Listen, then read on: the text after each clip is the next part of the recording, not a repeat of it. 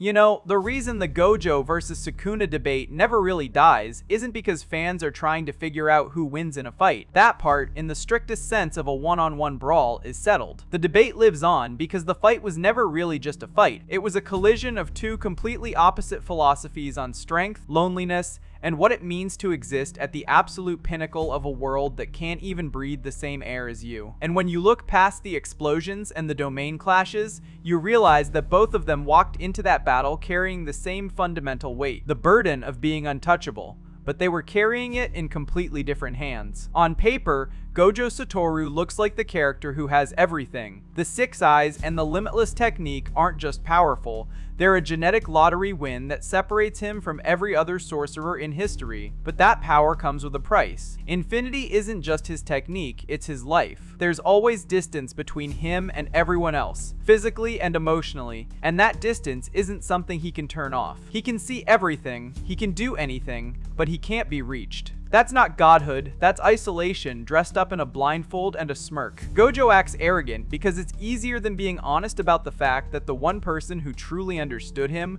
Gido Suguru, fell so far that Gojo had to let him go. That moment broke something in him that no amount of cursed energy could ever fix. So he throws himself into teaching, not because he loves authority, but because he desperately wants a future where no one else has to be him. He wants students strong enough to change the world, so the world stops needing a single untouchable pillar holding everything up. Sukuna, on the other hand, doesn't have a sob story. He wasn't bullied, he wasn't failed by society, he doesn't have a tragic origin that explains away his cruelty. Sukuna is just evil because he likes it. No grand plan to fix the world, no ideological crusade, just the pure, unfiltered desire to eat, fight, and kill whatever annoys him. When Yorizu tries to lecture him about love and loneliness, he doesn't debate her philosophy, he cuts her in half, and that simplicity is strangely compelling. He operates without a shred of doubt, without apology, without pretending to be a victim. He's the dark fantasy of just not caring, of removing anything that irritates you without a second thought. It's a nightmare in reality, but in fiction,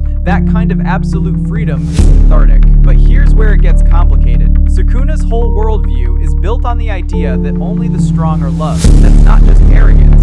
That's a deep, almost vulnerable belief that strength is the only currency that buys connection. He became strong because he realized that the world loves strength, and he hated being weak. So he built himself into the king of curses, surrounded by the remnants of his own humanity that he had to kill off along the way. The skulls, the imagery, the way he sits on a throne of his own discarded selves. It all points to someone who has convinced himself that he doesn't need love, that only the weak need it, but who also can't comprehend being valued for anything other than his power. Without his strength, in his mind, he's nothing. And that fear of worthlessness drives him to cling to domination as the only proof that he exists. Now take that psychological framework and drop it into the middle of Shinjuku. The fight itself is a masterclass in how context, mentality, and decision-making under pressure determine outcomes just as much as raw ability. Gojo comes in hot with a 200% hollow purple, and it does damage, but Sukuna heals through it immediately. Right away, you see the difference in their approaches. Gojo is fighting with everything he has, pulling out all the stops, because that's who he is. He's the honored one, the strongest, and he's going to prove it. Sukuna is fighting with patience, with an experimental mindset, because for him, this isn't just about winning, it's about understanding. He's using domain amplification to bypass infinity, not because he needs to land a killing blow right now, but because he's gathering data. The domain battles are where this really shines. Gojo's Unlimited Void is, on paper, the superior technique. It attacks the mind, shuts down everything, and if it hits, it's over. Sukuna's Malevolent Shrine is just cuts, physical damage that can be healed. But Sukuna's domain has one insane advantage. It's barrierless. It exists in reality without an enclosing shell, which means it attacks from the outside in, breaking Gojo's barrier while their sure hits cancel each other inside. Gojo is forced to heal through constant slashing while figuring out a counter on the fly. And he does. He shrinks his domain down to the size of a basketball, increasing its durability so it can withstand the outside pressure. That moment alone tells you everything about Gojo's battle IQ. He's not just strong, he's adaptive, he's creative, he's willing to completely reinvent his own technique in the middle of a life or death struggle. But Sukuna is playing a longer game. He's using Mahoraga, hiding the wheel, letting it adapt not just to infinity, but to unlimited void itself. He's tanking hits, taking damage, even letting himself get caught in Gojo's domain for a fraction of a second.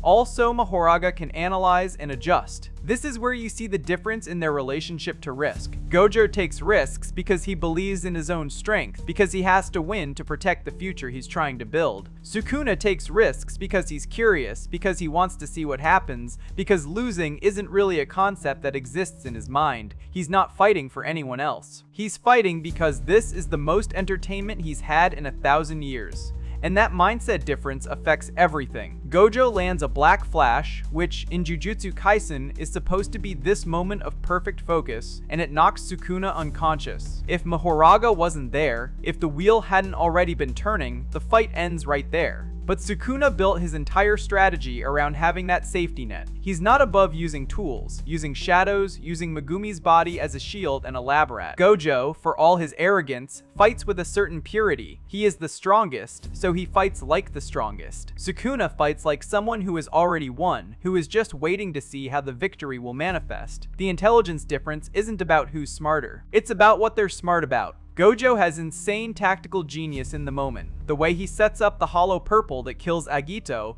leaving a blue orb hanging in the air, luring Sukuna into a false sense of security, then firing red into it for that perfect combination. That's the kind of play that makes you reread the chapter just to understand how he saw that many moves ahead. He's a chess grandmaster who can also beat you in an arm wrestle. Sukuna's intelligence is more foundational.